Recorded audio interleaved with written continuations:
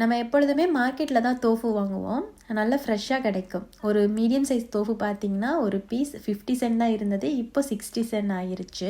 நம்ம வாங்குகிற இடத்துல தோஃபில் பார்த்திங்கன்னா உப்பெல்லாம் வந்து போட்டே இருப்பாங்க. பார்க்குறதுக்கு பன்னீர் மாதிரி தான் இருக்கும். பட் இது வந்து சோயாபீன் வச்சு செய்கிறது. டேஸ்ட்டு வந்து ரொம்பவே டிஃப்ரெண்ட்டாக இருக்கும். ரொம்ப ரொம்ப நல்லது. இன்றைக்கி குழந்தைங்களுக்கு பார்த்திங்கன்னா தோஃபு க்ரீன் பீஸ் வச்சு ஃப்ரைட் ரைஸ் வந்து ரெடி பண்ணியிருந்தேன். இதில் ஃப்ளேவருக்காக கொஞ்சமாக லைட் சோயா சாஸ் மட்டும் ஆட் பண்ணுவேன்.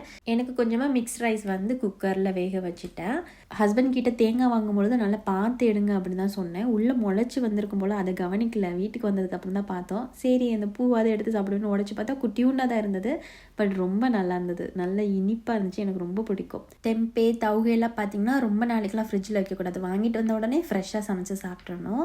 இதுவுமே ஃபெர்மெண்டட் சோயாபீன்லேருந்து தான் செய்கிறது. ரொம்ப நல்லது. கொஞ்சமாக மசாலா போட்டு ஃப்ரை பண்ணிவிட்டு மதியம் சமைச்ச கீரை கறி ப்ரான் கிரேவி தவுகை பெரட்டெல்லாம் இருந்தது. அது கூட வச்சு சாப்பிட்டாச்சு.